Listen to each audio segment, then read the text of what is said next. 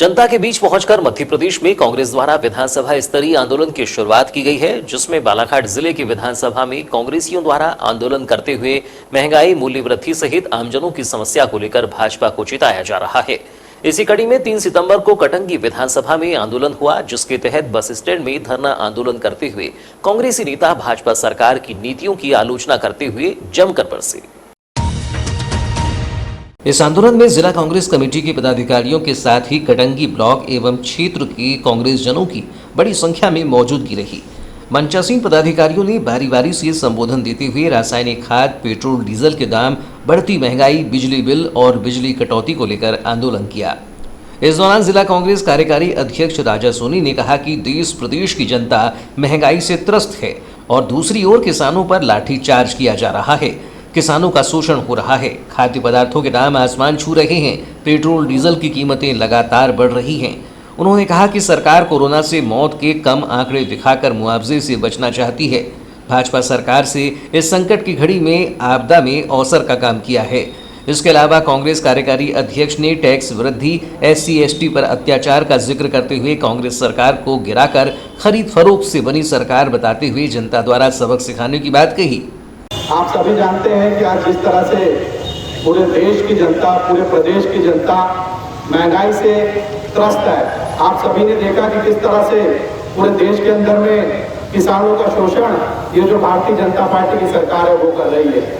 कितनी बेशर्मी के साथ जो किसानों का आंदोलन कुचलने के लिए ये भारतीय जनता पार्टी के लोगों ने किसानों पर लाठीचार्ज कर रहे हैं, कहीं उनके ऊपर गोली चला रहे हैं। कितने किसान आज इस आंदोलन की आड़ में अपनी जान दे चुके साथी आप सभी जानते हैं।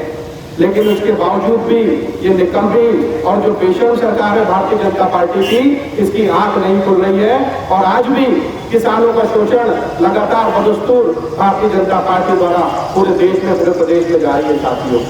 आप सभी जानते हैं कि महंगाई आज चरम पर है। आज आप देख रहे हैं, चाहे पेट्रोल डीजल के दाम हो, चाहे सब्जियों के दाम हो, चाहे अनाज के दाम हो, सारे जो चीजों के दाम है वो आसमान को छू रहे हैं साथियों। देश की स्थिति जो कोरोना काल आपने देखा किस तरह से लाखों लोगों की जान चली गई। लोगों ने अपने परिवार के सदस्य को अपनी आंखों के सामने मरता हुआ देखा साथियों। वो मंजर कोई देश का, प्रदेश का कोई भी नागरिक शायद जीवन भर नहीं भूल सकता जिसने अपने परिवार के सदस्य को खोया साथियों। लेकिन ये भारतीय जनता पार्टी की निकम्मी सरकार, बेशर्म सरकार, इतनी निकम्मी और इतने बेशर्म मुख्यमंत्री हमने आज तक नहीं देखा साथियों, कि जो ये जानते हुए भी कि प्रदेश में लाखों लोगों की मौत कोरोना काल के दौरान हुई है, लेकिन जब आंकड़े प्रदर्शित करते हैं तो मात्र 100-150 लोगों की मौत के आंकड़े मध्य प्रदेश की सरकार द्वारा आंकड़े दिखाए जाते हैं साथियों। उसका कारण है कि कहीं जिनकी मौत कोरोना से हुई है उनको हमें मुआवजा ना देना पड़े साथियों, और बल्कि आप सभी जानते हैं कि आपदा में अवसर ढूंढने का काम है जो भारतीय जनता पार्टी ने किया है। आंदोलन के दौरान कांग्रेसी नेता नीरज हिरावत ने पेट्रोल डीजल की मूल्य वृद्धि पर सरकार को घेरते हुए साइकिल से मुख्यमंत्री द्वारा विधानसभा भवन जाने को दिखावा करार दिया। बीजेपी के नेता, यही हमारे मध्य प्रदेश के शिवराज मामा साइकिल से विधानसभा जाते थे और विधानसभा जाते जाते कांग्रेस पार्टी को पूछते थे और बोलते थे कि 65 रुपया डीजल का भाव हो गया, 70 रुपया पेट्रोल का भाव हो गया। अब क्या हुआ भैया? अभी यही कांग्रेस पार्टी के हम लोग जब बातें करते हैं अपने गांव में, शहरों में, सब जगह जब बातें हम और आप सभी लोग करते हैं तो बोलते क्या है ये बीजेपी के कार्यकर्ता, 150 रुपया भी हो जाएगा डीजल और पेट्रोल तो हम अपनी गाड़ी में डीजल और पेट्रोल भराएंगे। क्यों? आम जनता क्या भाड़ झोंकने चली गई क्या?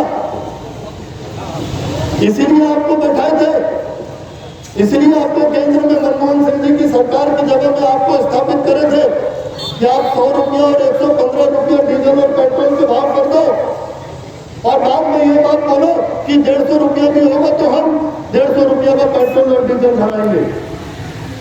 मैं पूछना चाहता हूँ आज मैं इस मंच के माध्यम से, बीजेपी के नेता हो या कार्यकर्ता हो।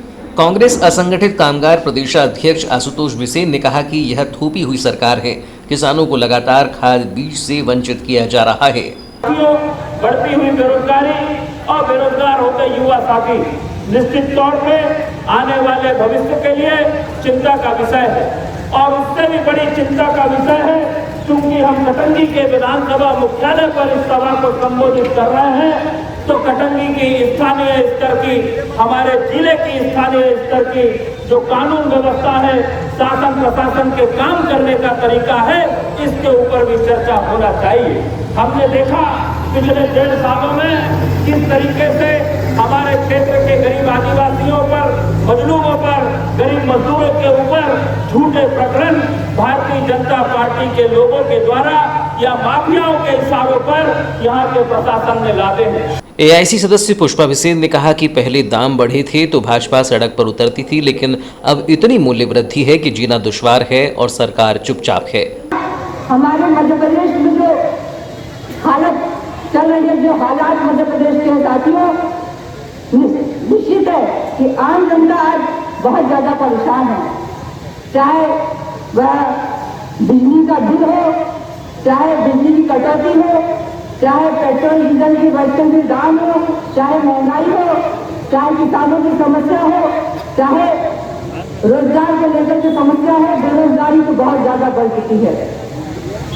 हमें याद है जब केंद्र में कांग्रेस की सरकार थी, उस समय पेट्रोल डीजल और रसोई गैस के दाम बढ़े थे। तब उनके मंत्री जो आज स्मृति ईरानी जी है, उन्होंने गैस सिलेंडर लेकर के धरना प्रदर्शन किया था दिल्ली में सांसद भवन के सामने। और शिवराज सिंह चौहान जी, जैसे कि हमारे वक्ताओं ने भी बताया कि वे साइकिल चला के विधानसभा जाते थे, इसलिए कि पेट्रोल डीजल के दामों में वृद्धि हो गई। लेकिन आज केंद्र की सरकार और मध्य प्रदेश की सरकार ने क्यों चुप्पी साझा की है? कांग्रेस नेत्री केशर बिसेन ने कहा कि किसानों को अब 8 घंटे बिजली भी नहीं मिल पा रही है। एक और फसल बर्बाद है और आय दोगुनी करने की बात हो रही है। समय पर उर्वरक नहीं मिल पाया, जिस उर्वरक के अभाव में हमारे किसान साथियों की फसलें निश्चित रूप से प्रभावित हुई है। जब भी मैं गांव का दौरा करती हूँ या हमारे किसान साथियों के फोन आते हैं, बहन जी जहाँ हमें समय पर न तो खाद मिल पा रहा है, न ही बीज मिल पा रहा है। एक सहकारी समिति को 8-8, 10-10 पंचायतें हैं और उर्वरक पहुँच रहा है 300 गोली या 500 गोली। अब आप बताइए 10,000 और 20,000 किसान यदि अनुमान भी लगाया तो इतने होते हैं, क्या 200 और 300 गोली उर्वरक खाद या हमारे किसान साथियों के खेतों में पूरी तरह से मिल पाएगी? उसी प्रकार आंदोलन स्थल से संबोधित करते हुए क्षेत्रीय विधायक टामलाल सहारे ने कहा कि आज किसान और बेरोजगारों के साथ बड़ी समस्या है और सरकार इस समस्या को दूर करने कुछ नहीं करना चाहती है। सबसे बड़ी समस्या आज जो है हमारे किसानों के साथ और हमारे बेरोजगार युवा साथियों के साथ भी चल रही है। हमारे किसानों के साथ तो ये हासिल हो रहा है, हमारा किसान बड़े मेहनत से अपनी खेती कर रहा है और आज इस रासायनिक युग में अपनी खेती का उत्पादन बढ़ाने के लिए सबसे ज्यादा उपयोग रासायनिक खाद का करता है। लेकिन आज किसान दर को ठोकर खा रहा है, उसको रासायनिक खाद कई सोसाइटियों में प्राप्त नहीं हो रहा है। दूसरी बात, आज हमारे ऊपर मेघराज की भी कृपा हमसे हट रही है, वर्षा बिल्कुल वंचित हो गई है, किसानों के खेत पानी से सूख रहे हैं। किसान अपनी मोटर चलाता है, कुछ लोगों ने अपने साधन खेतों में बना लिए हैं, लेकिन बिजली का अगर देखा जाए, बिजली का बिल जब आता है तो हाथ में करंट लगता है, लेकिन बटन जब दबाते हैं तो पता चलता है कि नहीं, अभी तो कटौती चल रही है। कांग्रेस जिलाध्यक्ष विश्वेश्वर भगत ने कोरोना काल में हुई मौतों को लेकर भाजपा पर तीखा प्रहार किया। उन्होंने कहा कि सरकार कहती है ऑक्सीजन की कमी से कोई नहीं मरा, लेकिन प्रमाण है कि कई लोगों की जान अव्यवस्था से गई है।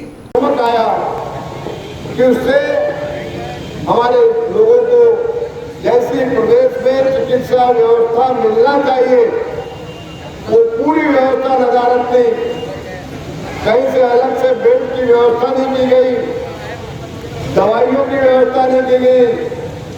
रेमडेसिविर इंजेक्शन के लिए लोग तरसते रह गए बालाघाट में, उसमें भी जो इंजेक्शन आए रेमडेसिविर इंजेक्शन, उसमें भी कालाबाजारी लोगों ने भारतीय जनता पार्टी के लोगों के कहने पर जो उसमें कालाबाजारी की गई।